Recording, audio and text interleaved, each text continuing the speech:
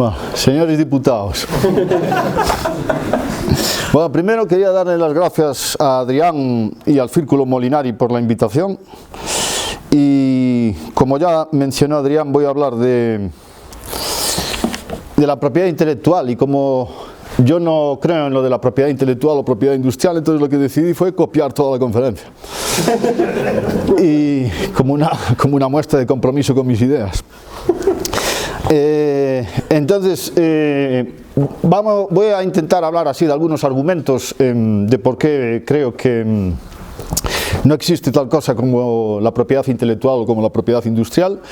Entonces algunos argumentos van a ser más así desde un punto de vista de la legitimidad de ese concepto, y otros argumentos van a tener que ver más con la idea de que es necesario desde un punto de vista instrumental en cuanto a lo de promover la innovación o promover el crecimiento económico.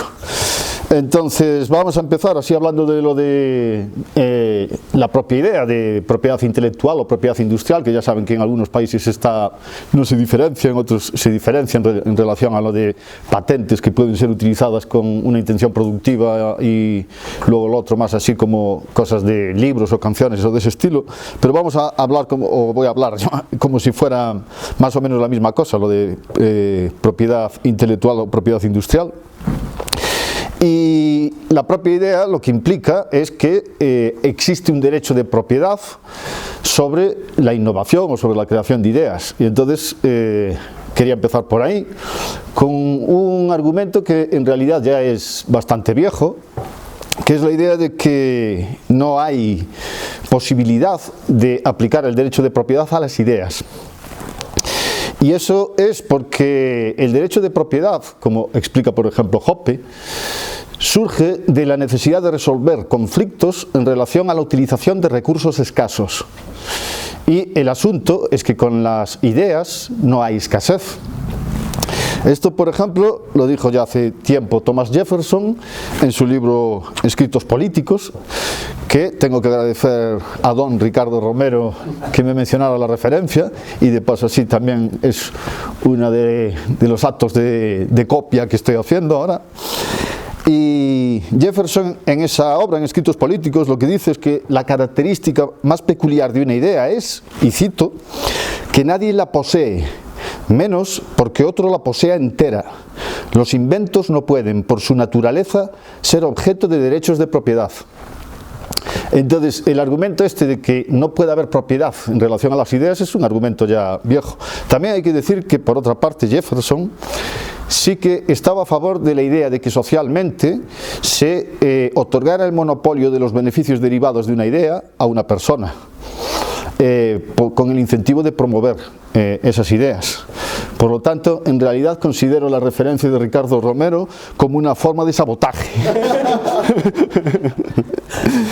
Pero yo estoy de acuerdo con la idea original de Jefferson de que no puede haber derechos de propiedad, y creo que se puede utilizar el análisis económico para mostrar por qué no puede haber derechos de propiedad en cuanto a las ideas. Y para eso creo que podemos volver a la definición de escasez de Carl Menger en Principles of Economics. Y Menger lo que decía era que la escasez en lo que consiste es en que la cantidad de algo es inferior a los requerimientos de ese algo. Es decir, que la gente requiere una cantidad de una cosa que no hay. Es de ahí de donde viene la escasez. Y si eso es así, y aceptando esa definición de escasez, entonces significa que no puede haber requerimiento de ideas. O por decirlo de otra forma, no puede haber demanda de ideas o demanda de innovación. Y eso es así porque para que haya demanda, una de las cosas que tiene que existir es la percepción subjetiva del carácter homogéneo de las unidades del suministro de un bien, que es fundamentalmente uno de los principios aplicados en la utilidad marginal decreciente, en la idea de que la acción humana consiste en utilizar medios para alcanzar fines, y lo que hace la gente es que tiene una escala de valores, fines que quiere alcanzar y que tienen un orden de importancia. Este es el más importante, el menos importante, segundo, el tercer más importante, cuarto más importante, y así. Y la idea es que las unidades de un bien tienen que ser homogéneas en el sentido de que tienen que tener la misma capacidad para satisfacer las necesidades, es decir, que cada unidad puede ser empleada para satisfacer cualquiera de esos fines, como en los ejemplos empleados por los pioneros de la escuela austríaca, como Menger o von Baberg. La idea de decir, en el ejemplo de von Baberg, que era con sacos de trigo, y era la idea de decir, un saco de trigo lo puedo usar para hacer pan y alimentarme, otro para hacer alimento para las aves de corral, otro para hacer harina para hacer una tarta, cosas de ese estilo. Entonces, el análisis marginal en lo que consiste es en la idea de decir, a ver, ¿qué ocurriría si perdiera una unidad de ese suministro de un bien? Y la conclusión es que lo que se dejaría de satisfacer es el fin menos valorado. Ese fin menos valorado constituye la utilidad marginal. Y es el que se pierde con la unidad marginal, la unidad que está en el margen. Pero para que eso funcione, tiene que cada unidad tener la consideración subjetiva en la mente del actor de que es homogénea, de que sirve para satisfacer las mismas necesidades. Por eso no se puede decir, esta unidad para lo que vale es para hacer pan, o este saco de trigo solo vale para hacer pan, este saco de trigo solo vale para hacer harina, para hacer una tarta. No es así. Es de ahí de donde deriva el principio de la utilidad marginal decreciente, y eso es lo que explica por qué la curva de demanda es descendente y por qué la gente solo va a demandar mayores cantidades de algo a un precio más bajo. Es porque cuando se incrementa el suministro de unidades de un bien, desciende su utilidad marginal. Pero eso no ocurre con las ideas. No puede haber demanda de ideas de la misma forma que hay demanda de agua o demanda de oro, porque las ideas no son homogéneas. No tienen esa misma capacidad para satisfacer fines. Uno no puede decir, esta idea me vale para satisfacer este fin, o este otro fin, o este otro fin, o este otro fin. Primero que las ideas, uno necesariamente no sabe para qué van a valer. Uno puede tener una noción de qué es lo que quiere hacer, de qué problema quiere resolver. Pero no son homogéneas en el sentido de que sean intercambiables. Y si no son homogéneas, entonces no cumplen la definición de escasez que emplea Menger como inicio para hacer el análisis marginal aplicado a la economía. De tal forma que hablar de demanda de ideas o demanda de innovación solo puede tener legitimidad en un sentido metafórico, pero no tiene legitimidad en el mismo sentido de análisis económico con el que lo empleamos para otras cosas.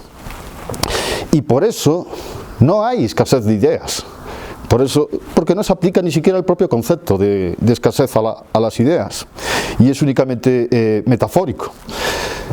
Ahora bien, ¿cómo se puede relacionar el concepto de escasez con lo de crear ideas?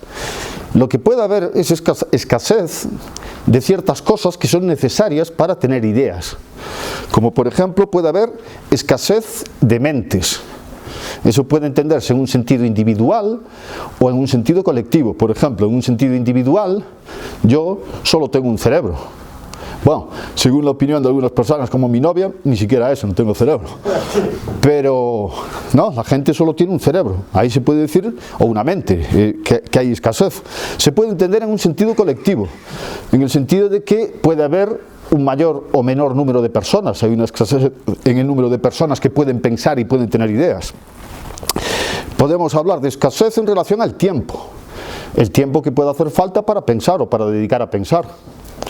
Y obviamente el tiempo es algo escaso, no hay todo el tiempo del mundo, no hay más de 24 horas al día, y además la gente tiene el vicio de morirse. Podemos hablar de escasez de recursos.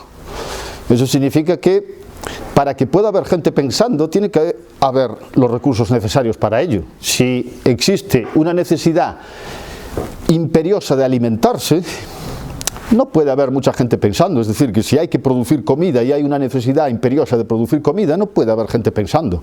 Esa es la razón, por ejemplo, por la que la filosofía apareció en Atenas, porque los atenienses utilizaron la esclavitud para resolver ese problema, ¿no? Tenían esclavos, los esclavos eran los que se dedicaban a trabajar el campo, y entonces ellos podían estar en el ágora allí hablando de metafísica, pero tenían recursos así para poder dedicar a lo de pensar. Tiene que haber en una sociedad esos recursos para que pueda haber gente pensando. Entonces, en ese sentido es donde la escasez se puede aplicar a lo de la creación de ideas, pero no en las propias ideas. resultaría similar al análisis que hace George Reisman en su manual, en su tocho al estilo austríaco, de capitalismo. Y Reisman hace un análisis sobre los recursos naturales en una crítica al ecologismo. Y lo que dice es en relación a lo de la idea de la escasez de recursos naturales. Y lo que dice es que no hay escasez de recursos naturales. En los recursos naturales sí que de forma teórica uno puede hablar de la escasez en cuanto a lo de eso, de las cantidades y los requerimientos, pero en la práctica, en la Tierra, no hay escasez de recursos naturales. Lo que Reisman dice es que, por ejemplo, una tormenta eléctrica genera más energía que toda la que utiliza la humanidad. Y que si vemos a los metales o elementos o componentes que hay en la Tierra, lo que hicimos los humanos hasta ahora no fue más que rascar una parte pequeñita de la Tierra. Que los recursos que hay, si buscamos en el núcleo, en todo lo que constituye la superficie de la Tierra, son en la práctica infinitos. Especialmente con la población que hay ahora y con la utilización y el uso de recursos que hacemos ahora. Y eso sin necesidad de tener que salir al espacio, ni tener que colonizar galaxias, ni nada. Que si hacemos eso ya es imaginar ya lo que se puede haber. Entonces, ¿dónde afecta la escasez en relación a los recursos naturales? La escasez que él menciona es en relación al trabajo y al capital. Lo que no hay es suficiente capital o suficiente trabajo o factores productivos como para poder explotar los recursos existentes. Es decir, que para poder utilizar pozos de petróleo, primero tiene que haber acumulación de capital para poder utilizar esos pozos de petróleo. No es la escasez de esos recursos naturales. Entonces, es en ese sentido en el que se puede hablar de manera similar de las ideas. Las ideas no son escasas, y esto es todavía más importante que en relación a los recursos naturales, porque ni siquiera teóricamente se puede decir que el concepto de escasez puede ser aplicado, el concepto económico de escasez que pueda ser aplicado a las ideas. Pero lo que se puede decir que es escaso es el número de gente que esté pensando, o el tiempo que haya, los recursos que tenemos. Pero la idea entonces sería que si se incrementa eso, que eso es lo que puede permitir que haya más innovación o que haya más avances o novedades tecnológicas o lo que sea. Y el problema con lo de los derechos de propiedad intelectual es que, aparte de ser inconsistentes desde un punto de vista de la definición de derechos de propiedad, lo que van a hacer es más difícil que se puedan crear esas ideas, en lugar de hacer que sea más fácil que se puedan hacer esas ideas. Porque básicamente lo que van a hacer es intentar que la gente se comporte en relación a lo de las ideas como si realmente fueran escasas. No creo que se pueda decir, como con el proteccionismo, que lo que hagan sea establecer una escasez artificial, porque no es escasez artificial, porque el concepto de escasez, en mi opinión, no se aplica a las ideas. Sería escasez artificial en el sentido de aplicar un concepto que no se puede aplicar a eso, pero es hacer a la gente que se comporte como si eso existiera de esa forma. Y si no fuera por eso, creo yo que no habría mucha limitación en relación a lo de la posibilidad de innovación y de crear nuevas ideas. Creo que un ejemplo adecuado sería Tolkien en cuanto a esto, especialmente para esos ateos que están en su camino a la condenación eterna, en el sentido de que Tolkien obviamente era católico, y una cosa en la que él no creía es en la imagen del artista, como si el artista fuera una especie de creador, ¿no? Hay muchos artistas que se creen Dios. Es una enfermedad bastante extendida, ¿no? Aparte del Estado, que es el que más se cree Dios, pero hay gente así, ¿no? Se puede ver o intuir, no sé si es personal o así, pero por ejemplo yo creo que Kubrick, en su mente, él estaba allí pensando como si tuviera así el poder creador de tal. Y Tolkien no se concebía así. Tolkien no decía que un artista fuera un creador. Tolkien lo que definía era el concepto de subcreación, porque era católico y solo Dios crea, y especialmente solo Dios crea ex nihilo. Que lo que hacen los artistas es básicamente una recombinación de lo que ya existe en el universo, de lo que ya está creado.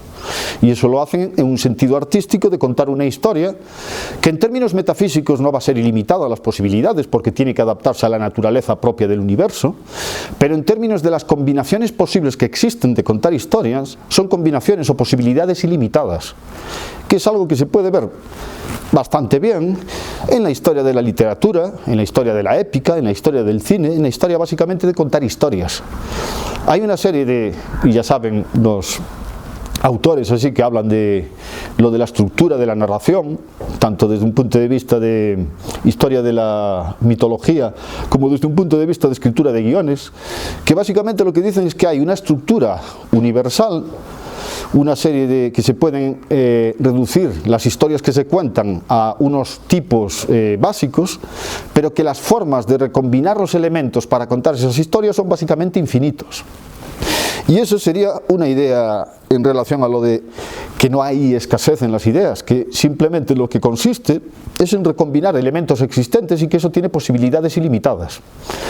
Autores que hablaran de eso o de conceptos similares fueron, por ejemplo, Jane Jacobs, una teórica del urbanismo, que tiene un libro sobre el nacimiento y muerte de las grandes ciudades americanas y que era una crítica así de la regulación y del urbanismo, que hablaba más de lo del desarrollo espontáneo de las ciudades y de cómo eran más prósperas y también más bonitas.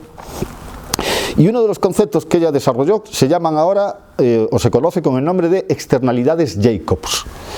Y ese concepto de externalidades Jacobs se refiere a la idea de Jane Jacobs de que los entornos urbanos diversificados son más proclives a la creación de nuevas ideas y a la aparición de innovaciones tecnológicas e innovaciones académicas.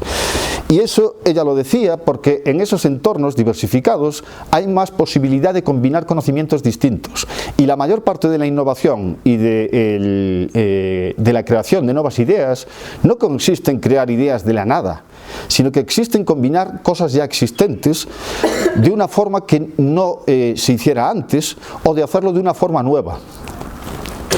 Y esa es una idea que usa otro autor, un autor de la escuela austríaca que se llama Pierre Desrochers, hablando por ejemplo de los clústeres industriales, hablando de cosas así como esto, Silicon Valley o clústeres así en Orange County o clústeres que había en Suiza o en otras muchas zonas.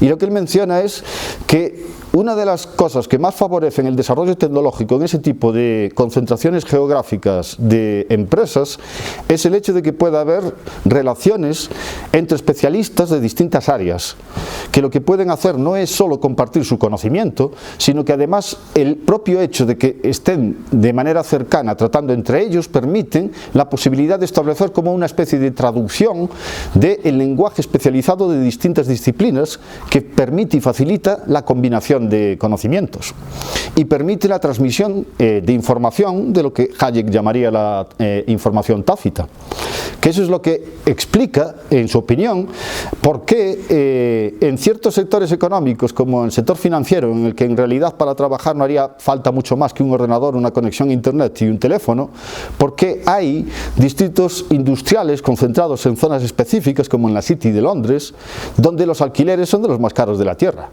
¿Por qué la gente está dispuesta a pagar tanto? Lo que él dice es precisamente por eso, porque la posibilidad de aprovechar el conocimiento tácito en ese tipo de entornos y de crear más conocimiento es mucho mayor que la de trabajar de manera aislada.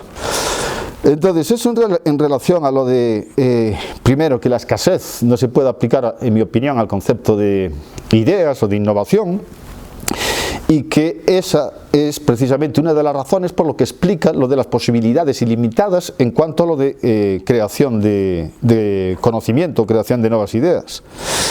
Ahora, para verlo de otra forma, creo que se puede comprobar también haciendo una analogía o una comparación con la investigación en el entorno científico y académico. Porque uno de los argumentos que se emplean para la necesidad de propiedad industrial es la idea de que si no, no se promueve, no se incentiva que haya gente que tenga nuevas ideas. Y sin embargo ahí tenemos la investigación científica, que poca gente dice que no hace falta o que no es importante o que no influye sobre la innovación, el desarrollo y todas estas cosas, y en la investigación científica nadie habla de poner las leyes de propiedad intelectual o de propiedad industrial.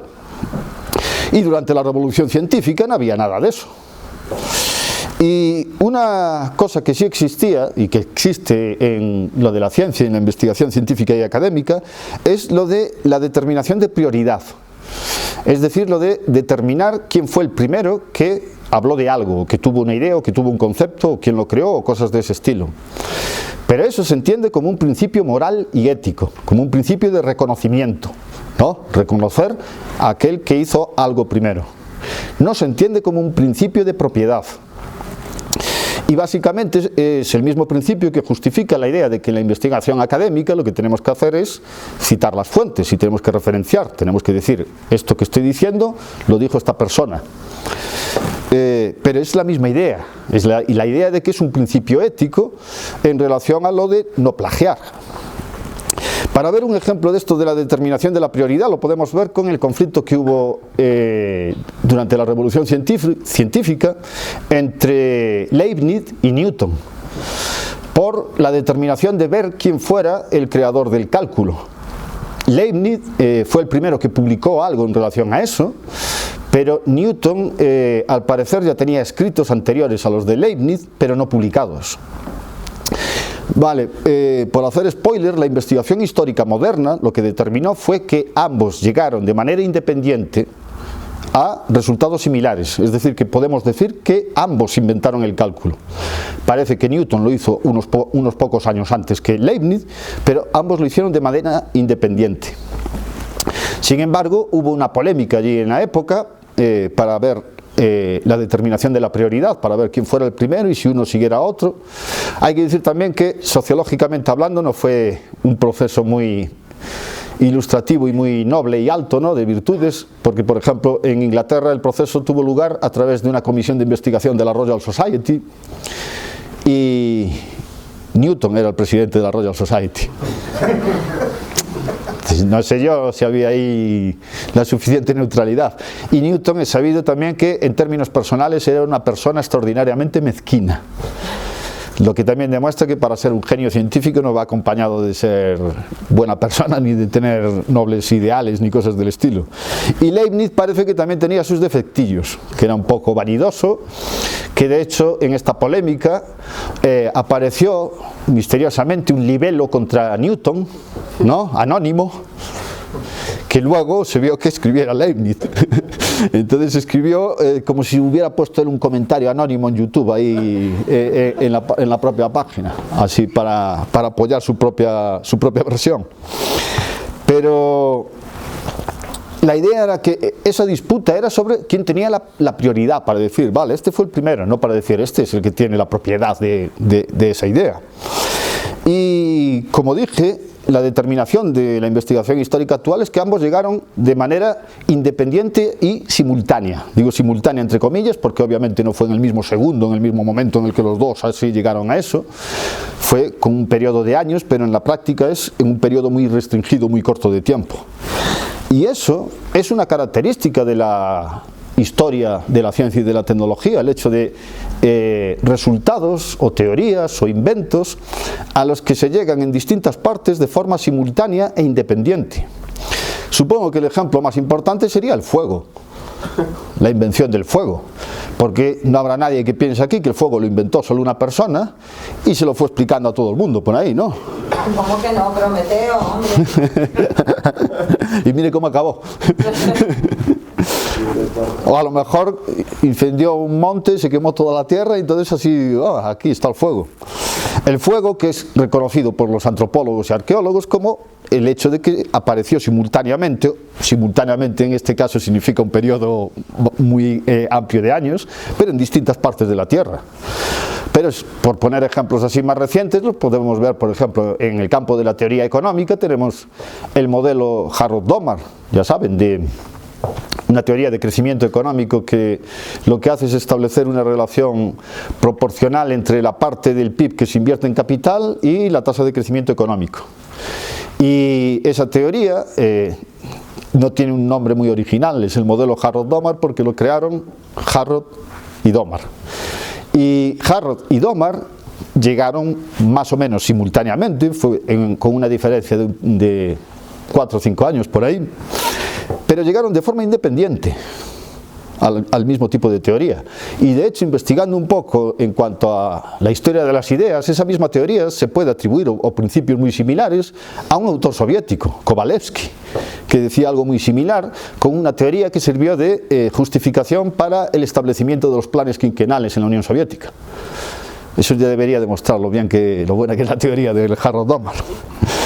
Pero es un ejemplo más de simultaneidad en el descubrimiento en la teoría científica.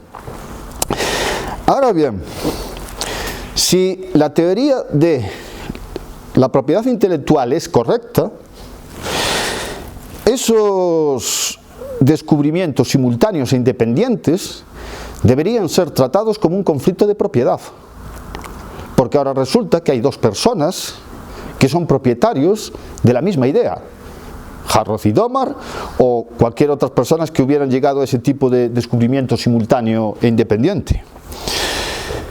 Pero el problema de eso es que si tenemos que aceptar ese principio, y eso viene de aceptar que la teoría de la propiedad intelectual es correcta, entonces tendríamos que aceptar la posibilidad de la propiedad simultánea e independiente de otras cosas. Pero el concepto de propiedad simultánea e independiente es absurdo. No se puede tener la propiedad simultánea e independiente, por ejemplo, del cuadro de Van Gogh de los girasoles. No puede haber dos personas que tengan la propiedad de ese cuadro de forma simultánea e independiente. Si el concepto de propiedad simultánea e independiente es absurdo, entonces la teoría de propiedad intelectual tiene que ser absurda. Y eso lo podemos ver con otro concepto relacionado también con la investigación científica y académica, que es el concepto de autoplagio. Que ya saben, uno de los problemas derivados de lo que Adrián mencionaba de la estructura académica actual o institucional de la investigación científica es lo que se conoce con el nombre de publish or perish. Es la presión puesta sobre los académicos para realizar publicaciones científicas en artículos que tengan acreditación.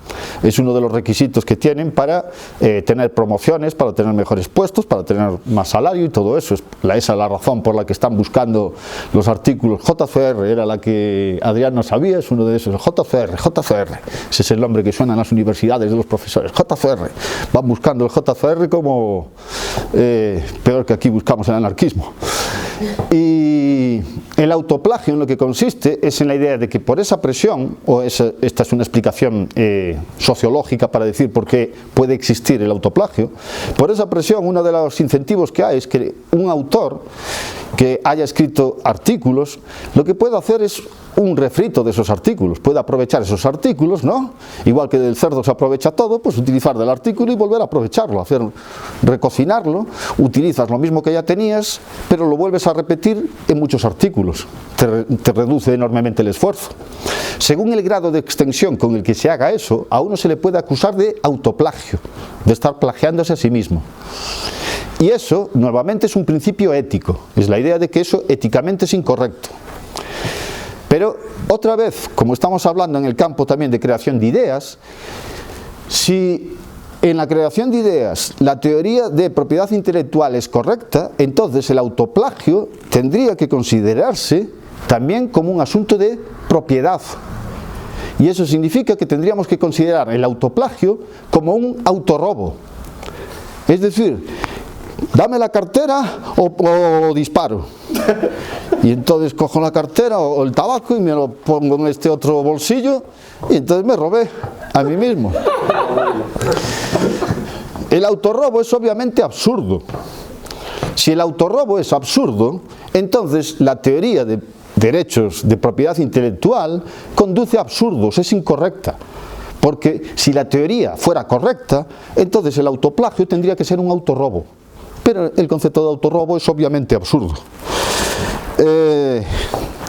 Otra cosa en la que se puede decir es también el ideal que se supone que sigue la ciencia, que es la idea de que tiene que ser una investigación abierta y disponible para todos, que es la idea, entre otras cosas, de que cuando se realizan experimentos en las ciencias naturales, que los datos tienen que estar disponibles para todo el mundo, entre otras cosas porque tiene que haber lo de la replicabilidad de los experimentos, de que se puedan repetir, pero también por el hecho de aprender, de poder modificar, de poder progresar. Entonces la idea es esa: en la ciencia se supone que tiene que estar abierta, que no tiene que haber esa limitación de quién es esto, de quién es esto otro. La ciencia es una de las cosas, en mi opinión, en donde hay una mayor sacralización, así, ¿no?, de gente que sacraliza la ciencia así como la cosa más importante que hay. Y sin embargo, en esa cosa que tan importante es, nadie dice lo de que tiene que haber lo del derecho de propiedad intelectual, pero cuando pasamos a lo de la tecnología, ahí sí. Entonces, para ver ahora, así con argumentos más de tipo, vamos a decir, historia y teoría, o teoría e historia, y así copio también a Ludwig von Mises. Y vamos a ver cosas así, de elementos de teoría y algunas cosas así de historia para ilustrarlo. Y una de las relaciones que yo veo en lo de la teoría de derecho de propiedad intelectual es la relación que tiene con las teorías de crecimiento económico exógeno y endógeno.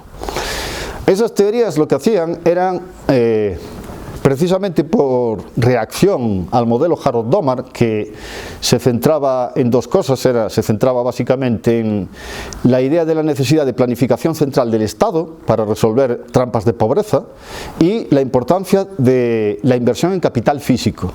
Decía que era el secreto del crecimiento, la inversión en capital físico, pero dirigida de manera centralizada por el Estado. Esa teoría fracasó lamentablemente cuando se quiso aplicar para lograr el desarrollo y sufrió un golpe académico, y entonces hubo teorías nuevas que decían no, esa teoría estaba equivocada. El problema de eso es que en lugar de decir cuál era el problema, la planificación central, que ese es el problema de la teoría del modelo Harrod-Domar, no, el problema dijeron que fue que se centraron demasiado en la acumulación de capital físico.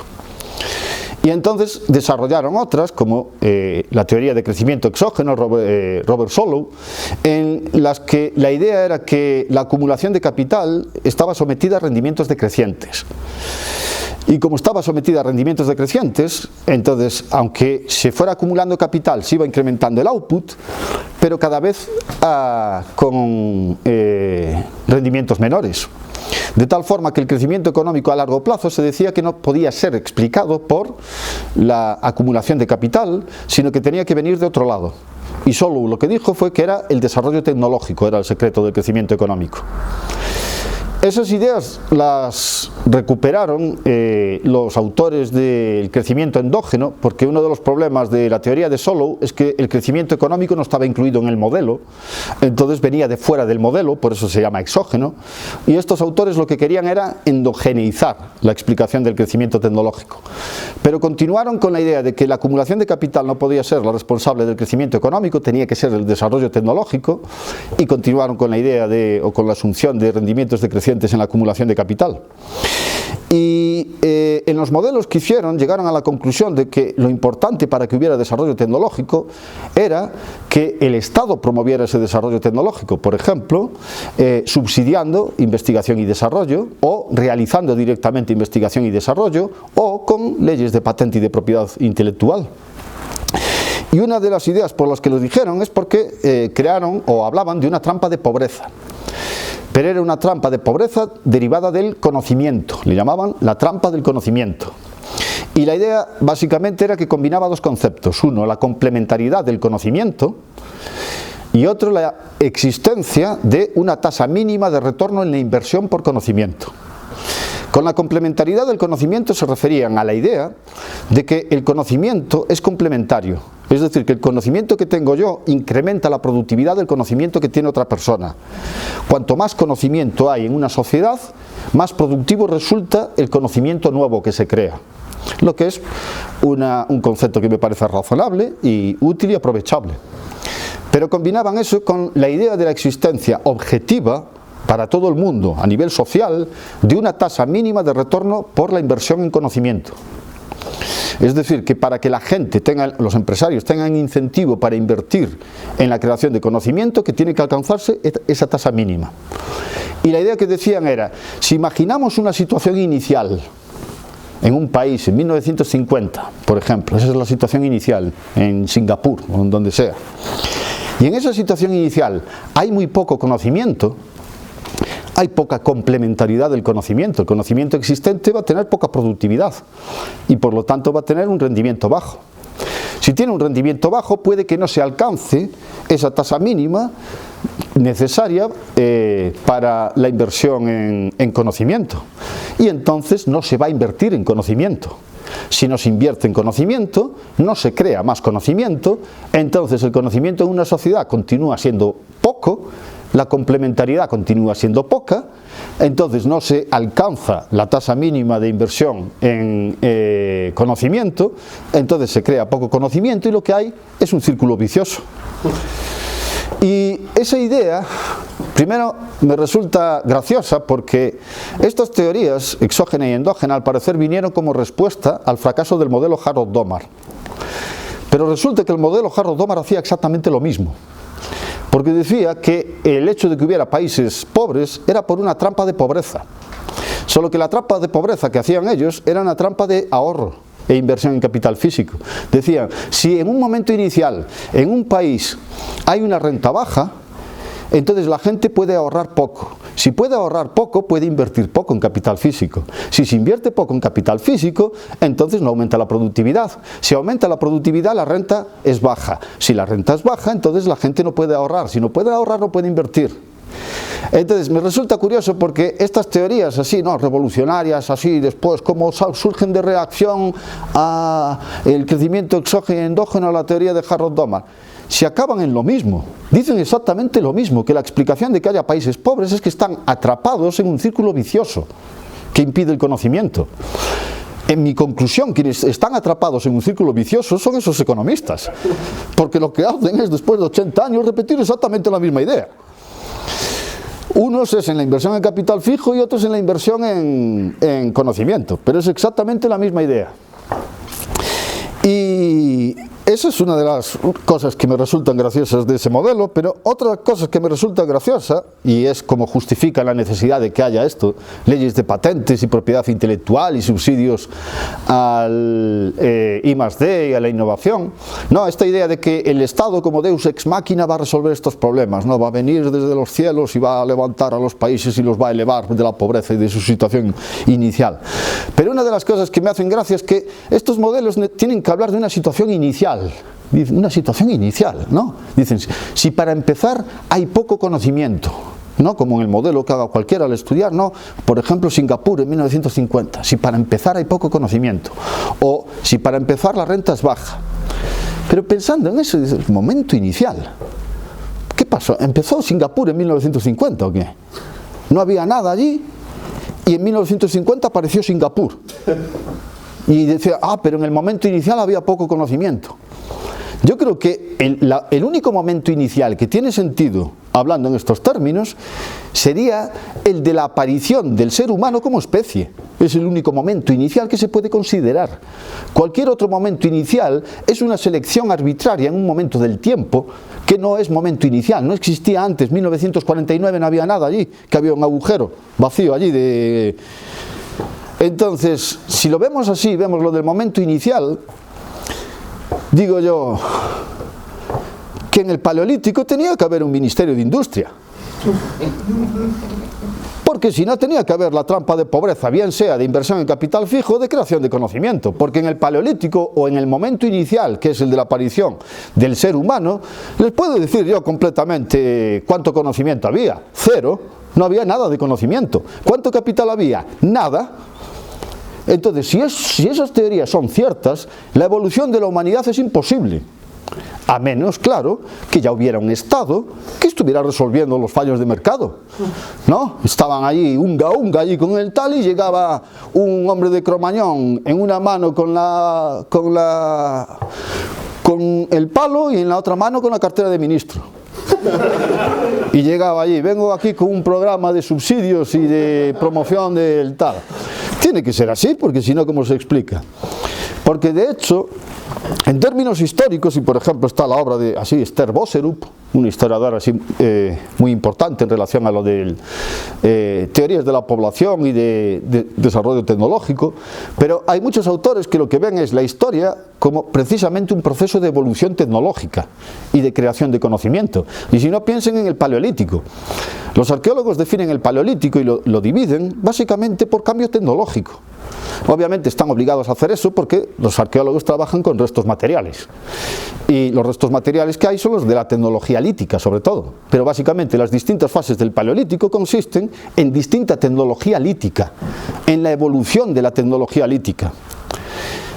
Pensemos en el Neolítico. El Neolítico se considera como una revolución tecnológica. Hubo cambios poco importantes en el Neolítico. Se inventó, por ejemplo, la domesticación de las especies vegetales y animales, la agricultura y la ganadería. Poca cosa. Aparecieron los asentamientos urbanos, apareció la cerámica, apareció tecnología lítica nueva como piedras pulidas. Y todo eso apareció misteriosamente en ausencia de leyes de propiedad intelectual, de subsidios a la I+D+I y de todas estas cuestiones que se promueven. Pero la idea es como si esa realidad fuera, no, estaba mal, misteriosamente, hasta que aparecieron estas ideas más tarde, hace 3 días, en términos históricos, hasta el siglo XVIII, no, el siglo XVI o XVII en cuanto a lo de propiedad intelectual, y más tarde todavía en cuanto a lo de grandes programas de planificación central. La idea es, qué mal fue la evolución humana, el mundo estaba mal hecho, hasta que llegó el Estado y lo arregló. Es básicamente caer otra vez en la misma idea de los fallos de mercado. Otra forma de denominar la idea de fallos de mercado es fallos de la realidad. La realidad es un fallo y tiene que venir el Estado a hacerla bien. Y esa es una idea que está muy en relación con lo del concepto de propiedad intelectual, porque se suele considerar eso como una respuesta a un fallo de mercado.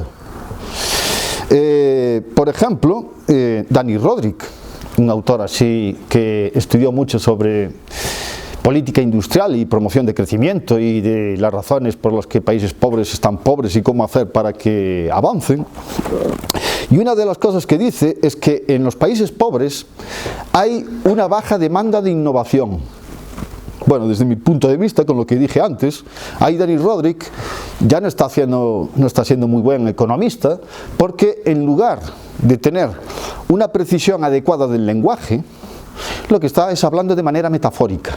Porque dije antes ya que, en mi opinión, creo que no se puede hablar de demanda de innovación más que en términos metafóricos. Pero dice, hay una demanda baja de innovación y eso es un fallo de mercado. El fallo de mercado viene de esto, de lo que él llama lo de la importancia del proceso de autodescubrimiento. Y el proceso de autodescubrimiento se refiere a la idea, que dice Rodrik, de que una actividad muy importante en la economía es la de que los empresarios tienen que descubrir la estructura de costes de actividades nuevas. Es decir, descubrir qué actividades nuevas se pueden hacer y con costes más bajos.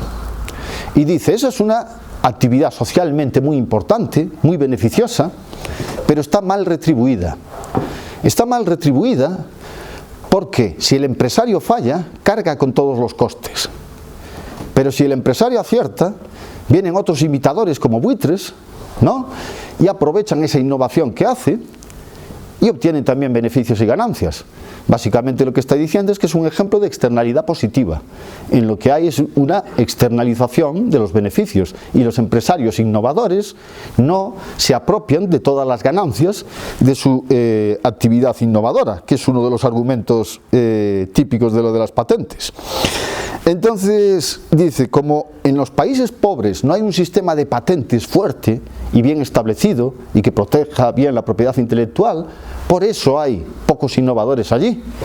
Eso es lo que dice. ¿Y qué solución ofrece Rodrik? Bueno, una de las soluciones sería eso, establecer un sistema de patentes fuerte, bien puesto. Otro ejemplo que él pone como análogo a lo de las patentes sería lo de garantizar las rentas de los empresarios innovadores. Que suena muy bien, ¿eh? Sobre todo si a uno lo declaran empresario innovador. Que es una cosa curiosa. ¿Cómo puedes saber quién es el empresario innovador? No tiene que innovar. ¿Cómo se puede saber quién va a innovar antes de que haga algo que se vea que tiene un efecto? ¿Cómo se puede, por lo tanto, garantizar al empresario innovador? Es solo porque arbitrariamente el Estado está determinando quién es, o lo que dice que es innovador. ¿Pero en qué consiste eso? Una de las formas que dice es lo de subsidios ex ante. Un subsidio ex ante es que el Estado le dice, tú innova aquí, o haz esta actividad. No te pagamos nada, tú haces la actividad, inviertes, si la cosa sale bien, perfecto, ganancias, beneficios. Si la cosa sale mal, nosotros lo pagamos.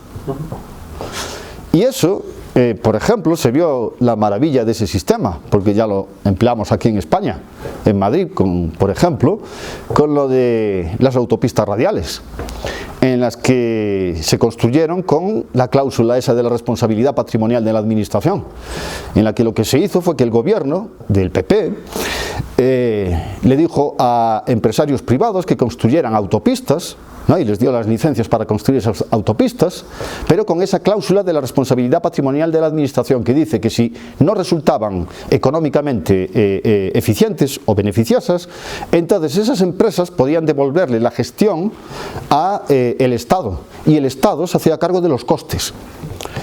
De esa forma se construyeron 9 o 10 autopistas, muchas radiales en Madrid, autopistas radiales así en Madrid, que resultaron un fracaso absoluto. Y la mayor parte de las empresas que consiguieron las concesiones perdieron un montón de dinero y recurrieron a esa cláusula de la responsabilidad patrimonial de la administración. Y el resultado fue que esas pérdidas las tuvo que pagar el gobierno, pero el gobierno no saca el dinero de una cueva mágica donde se crea así riqueza. Lo saca de los impuestos de la gente. Es decir, que lo que Rodrik propone es la socialización de los costes y la privatización de los beneficios, que es básicamente la definición del comunismo. Y eso es también lo que ocurre con lo de las patentes. Pero además, otro de los problemas de Rodrik defendiendo esto es que se contradice a sí mismo. Y es una de las cosas que a mí me llama la atención, es que si uno lee lo suficientemente a muchos autores, que ya se matan ellos a sí solos, a sí mismos. Solo hay que esperar un poco a leerlos para ver cómo caen en contradicciones con sus propios argumentos. Porque en otro momento, en otra parte del libro, Rodrik habla de por qué hay países pobres, por qué los países pobres son pobres. Y afirma él, que uno de los problemas son los acuerdos de la Organización Mundial de Comercio, porque impiden a los países pobres, por el sistema de patentes a nivel internacional, utilizar la ingeniería inversa para copiar la tecnología creada en países extranjeros. Cosa con la que yo estoy completamente de acuerdo, El problemilla es que Rodrik está cayendo en una contradicción. Afirma además que la capacidad para copiar tecnología extranjera que fue fundamental para permitir que muchos países atrasados alcanzaran a los avanzados. El problema es que si aplicáramos a este caso concreto su propio concepto de autodescubrimiento, el problema aquí sería que los empresarios innovadores son los de los países ricos, son los que están creando esa tecnología. Para eso él defendía antes el sistema de patentes. Y entonces lo que habría que hacer es que los países pobres subsidiaran a los países ricos, garantizándole las rentas. Esa sería la aplicación que habría que hacer de su propio principio. Y además la idea es que la inconsistencia lógica en la que cae. Primero, cuando está hablando del interior de un país pobre, dice una cierta cosa, el sistema de patentes, es una cosa maravillosa. Porque si no hay, el problema es que como no se defiende bien el sistema de patentes, entonces por eso hay pocos innovadores. Es decir, en el interior de un país pobre es una cosa maravillosa. Ahora bien, cuando hablamos del sistema internacional, entonces el sistema de patentes a nivel internacional es una cosa horrible. La misma cosa vista desde un punto de vista en el interior de un país y vista en toda la Tierra, se ve con dos puntos de vista completamente opuestos. Y el problema de Rodrik es que las leyes económicas son las mismas para todos los ámbitos. Y él está cayendo en una contradicción enorme. Las patentes son malas, y estoy de acuerdo con la parte del argumento que dice de los países pobres. Exactamente ese es el mismo argumento para un país rico también en el interior, o para un país pobre en el interior. De forma que Rodrik en realidad, de manera sin saberlo, de manera no intencional, se convierte en un defensor de lo de la ausencia de patentes. Entre otras cosas por esta idea de, ya saben lo que se llaman los troles de patentes, que son la gente que dice que obtiene patentes pero no tiene una intención productiva. Lo que quiere es, en cuanto una empresa haga algo parecido, llamar al abogado, mandarle a los abogados y sacar dinero de litigios. que por otra parte Richard Snow, un autor que escribió I Invented the Modern Age, The Rise of Henry Ford, así hablando de Henry Ford, dice que en el 2014, por ejemplo, que muchas compañías de telecomunicaciones o de electrónica o de productos así de alta tecnología, que gastaban más dinero en litigaciones por patentes que en I+D+I. Y se puede ver los problemas de estos y de troles de patentes, que en mi opinión la definición de troll de patente en realidad es un juicio de valor. Es una persona que está determinando la intención de otra persona con esa patente, si tiene la intención de utilizarla para producir algo o no. Pero el efecto de las patentes es el mismo, da igual cuál sea la intención de una persona. Por eso en realidad todo el mundo que tiene patente es un troll de patentes. Está todo el mundo lleno de troles ahí. Y para verlo eso lo podemos ver con dos casos históricos, así como por ejemplo el de James Watt. Esto lo explican Michel Boulding y David Levine en un libro que se llama Against Intellectual Monopoly, y hablan de Watt, ¿no?, que se considera así como el innovador, ¿no?, inventó la máquina de vapor. No inventó la máquina de vapor, inventó un modelo que tenía un condensador separado que era más eficiente. Lo mejor que hizo fue que obtuvo una patente, pero con esa patente lo que hizo fue retrasar en la innovación tecnológica durante todo el desarrollo de la patente en el periodo de la revolución industrial. Y lo que documentan Boulding y Levine es como justo cuando las patentes de Watt expiraron, lo que hubo fue un crecimiento enorme de la actividad industrial, específicamente en relación a lo de las máquinas de vapor. Pero otro ejemplo que podemos poner es el de Henry Ford contra George Selden. Y Selden era un abogado de patentes que obtuvo una patente sobre los motores de combustión interna en Estados Unidos. Y mantuvo esa patente durante un periodo en el que la pudo alargar continuamente porque conocía todas las triquiñuelas legales para poder hacerlo. Y en cuanto conoció a alguien que le dio apoyo financiero para poder utilizar a un gran sistema de abogados, lo que hizo fue empezar a poner la amenaza esa de patentes a todos los productores de coches en Estados Unidos. Y casi todos al final los forzó a pagar, hasta que se encontró con Henry Ford. Y Henry Ford se negó. Inicialmente los tribunales le dieron la razón a Selden, pero Ford continuó, se negó a aceptar eso, y al final negaron esa idea de la patente. Y esto lo digo porque uno de los argumentos que se utilizan es de que en muchos sectores que requieren un gran coste inicial en la inversión, que refieren así como en las farmacéuticas o en la producción de coches o de electrónica o de lo que sea, dicen como requiere un gran coste, entonces si no hay patente se reduce el incentivo. Sin embargo, en estos casos históricos se ve como es lo contrario, y como precisamente la persona que seguía innovando y que fue la que creó una revolución fue la que no utilizó la patente, y la persona que no contribuyó en nada a eso fue la que utilizó la patente. Bueno, y básicamente eso ya está, y a ver, ya no digan comentarios.